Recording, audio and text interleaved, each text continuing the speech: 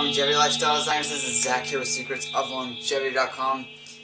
And many people have heard of the importance of breathing properly and the health benefits associated with that. Some people have explored that, some people haven't. Now I'd like to go a step further and go beyond belly breathing or beyond abdominal breathing and talk about how to expand that so that it's actually breathing right down to the pelvic floor. And this could be what is actually the full breath. Now, a lot of people talk about diaphragmatic breathing, and like I just said, belly breathing or abdominal breathing, and how this is what we need to start doing because a lot of people get stuck in the chest. Their breathing is all up here when they're tense, when they're stressed, and most people go through life constantly with this, and that definitely has horrendous side effects, constantly keeping you in that fight or flight mode of moving through the world, and it's very hard on the adrenals. People will eventually burn out the adrenals from excessively high cortisol throughout their life and adrenaline. And one solution among many is to begin incorporating things like abdominal breathing into a daily practice and becoming aware of the way you breathe throughout the day. And if you notice, you can't actually maintain belly breathing and beyond belly breathing, which we'll get into later on in the video, but you can't really maintain that while in a tense state. So you can't be angry, you can't be frustrated when you're actually breathing in that way. Now the way to get into that state is to cultivate it when you're at home in a non-stressful environment. So you begin working with this, sit down, if you need to cross your legs in some fashion, do that, or you can sit on a chair, or you can do it lying down. And you just begin breathing into that lower part of your belly. And if you make a habit of this, you're going to start to reteach your body how to work. If you think of any other exercise, it forms a pattern on your body. So you don't just exercise once and you have the benefit of it. You exercise every day, or 5 or 6 days a week, and it starts to change your body. And when you're not exercising, you carry the benefits of the exercise throughout your day. Even though you're only exercising for one portion of your day, the pattern of the way you've sculpted your body through exercise is how you are in the world. So if you breathe in a specific way at a set time every day and make that a practice, you're going to eventually start carrying that into the external world, into your interactions in a very complete way. And this can be said as the benefit of meditation and any other internal practices. You're altering the way you are out in the world, how you handle stress, how you handle everyday interactions. Now the first thing that I want to mention is that a lot of people have problems with getting into belly breathing because they want to look a certain way. So they walk around the world slightly tense in different areas. A lot of people hold tension in the abdomen because they want to keep a flat stomach and just keep it very tense. And I'm going to show you this clip of myself, and you'll notice that if I relax my belly, it sticks out. Yet, if I flex my belly, you can see that I have a lot of musculature. So as you can see with the right lighting conditions, you can see that I don't have any abdominal fat whatsoever, really. It's just skin there. And although I can still relax my belly, and when I breathe out, it might even look like I have a fat stomach, but it's just my diaphragm pushing out. And then if I were to flex and scrunch it together, you see the musculature again. So if you flex and you go like that and you can't see the individual muscles, that would mean you have body fat, and that can be something you work off.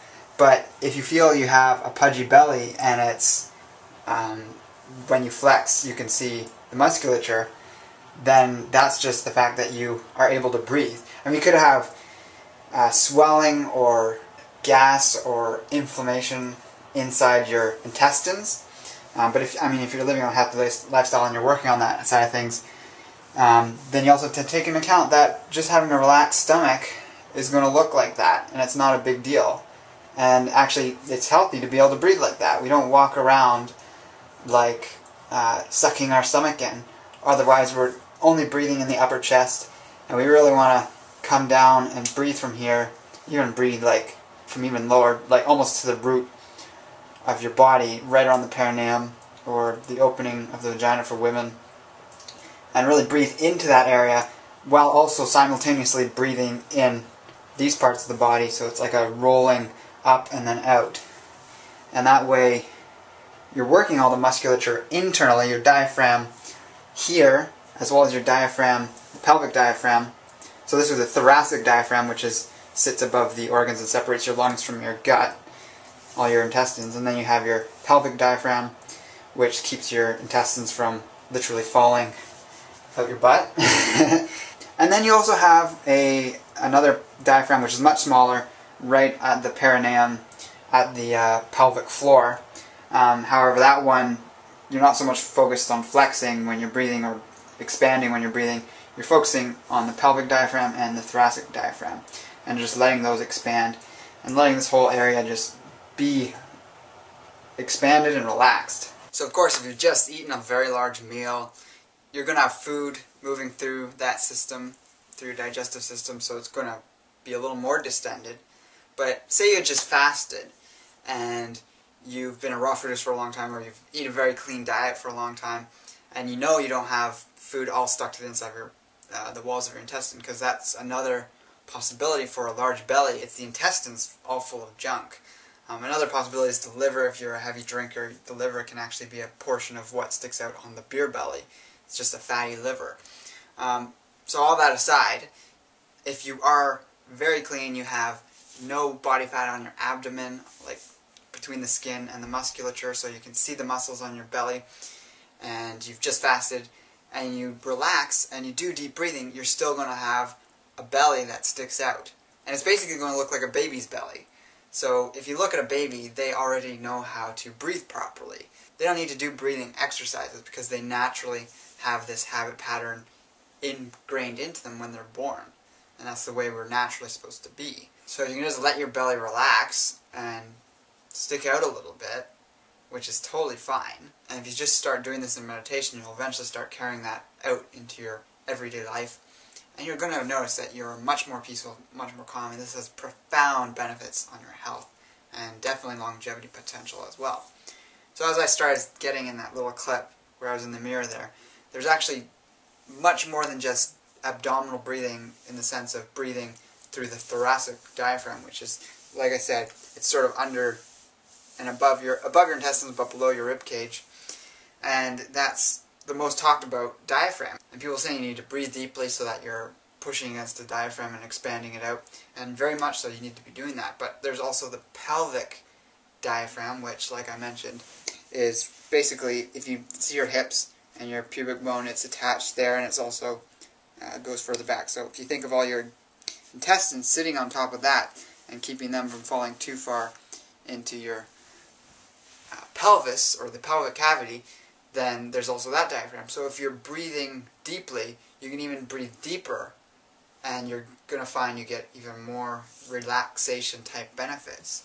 So what it feels like, or what it might look like, is you start your breath and you immediately feel, just with your breath, you feel the very bottom of, on males, the perineum, which is between the anus and the genitals, and for women it's at the mouth of the vagina, and you're breathing down into that space. And then also, as your belly fills, or as that space fills, you continue rising, everything's just expanding until you're at the top of your lungs. So you almost feel like you're filling your whole body, and you're not just focused on filling the lungs. So using that point of reference, it feels like you're filling your whole body. You could go even beyond that and fill your legs, but there's no diaphragms there. So although we could get into the energetics of that, and there are Taoists that say, breathe into your heels, you could do that, but take it one step at a time. If you haven't done abdominal breathing before, just focus on breathing into your belly, and then with time you can move into breathing into the pelvic floor, and then with even more time you're going to just sort of feel like you're filling your whole body with the in-breath, and then exhaling and emptying it through the out-breath. And that's going to be the very most complete breath. It's whole body breathing. It's not just belly breathing.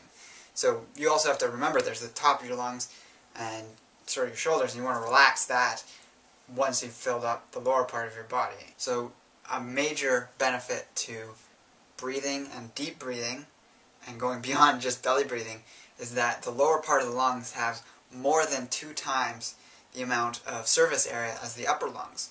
So as you take in oxygen, you're going to be getting a lot more oxygen into your bloodstream because there's so much more surface area in that part of your lungs for the blood to take the oxygen out of the air. And another major benefit is that breathing is alkalizing for the body. Some people hyperventilate to get into an altered state of consciousness, and you see this in various sort of tribal traditions, whether it's Sufi dancing, where they're twirling. Well, it's partly the twirling that gets them into an altered state, but also fast breathing. There's different, I believe there's, in the Hawaiian tradition, there's rapid breathing that brings on an altered state of consciousness. And I'm not recommending that. That would be a separate practice from belly breathing. But you can understand if you're caught in upper body breathing, or upper lung breathing, upper chest breathing, you're not going to be exchanging enough carbon dioxide out of your bloodstream. And you're going to be building up acidity in the blood from not breathing properly, and that's going to make you tired, lethargic, and a lifetime of that is going to have negative impacts because you're not getting oxygen to all the cells, you're letting carbon dioxide build up in the body, and it's going to be causing damage in that way. One of the worst things you can put in your body, as you may already know, is sodas, specifically artificially carbonated sodas. Carbonated spring water is a different story. I'm not going to get into that now, but carbonated sodas, when they pump air into it, you're taking in the carbon dioxide, which is what your body has to exhale anyways, so it just puts on more work. So if you're going to be drinking soda, I'd recommend for every glass of soda you drink to at least do 20 minutes of meditation to get that carbon dioxide out of your bloodstream. So if you make a regular practice of deep breathing and you're also a regular meditator, you're going to find that over time you can get into deeper and deeper states, and you're going to get into some very interesting places. And this may be something you get into every meditation after a certain amount of time. And I think it's really when the adrenals really shut off in terms of producing stress hormones. And there's this very deep state when you feel very grounded, and if you're doing the proper deep belly breathing down into the pelvic cavity, you can really feel your legs, which not many people are aware of their lower body, especially if they're getting all cut up in here and they have shoulder tension and they're all very heady. When you've really relaxed and let yourself sink down into that, what they call the second brain, which is the gut and the whole abdominal area, because there's tons of nerve endings in the abdomen, you really do start to experience the state that's almost impossible to describe just on a little video here. But breathing is definitely the key to getting there, and if you can get to that place in meditation, over time it's going to extend further and further out into your daily life. Maybe after a while you'll just be doing chores around the house and you can get into that state, and you notice that it feels similar to when you're seated doing your breathing exercise or your meditation. And then after a while you might find you're able to have that while driving, which is very beneficial and very good for keeping your awareness present in the moment and driving safely. And then further and further on, you're going to eventually just be in that state all the time. And that's really the goal, because it's going to really have a big impact on hormonal health, which we know is a key to anti-aging and longevity. So keep breathing as much as you can, as deeply as you can, right into that pelvic cavity, that pelvic floor, and embrace life without limits.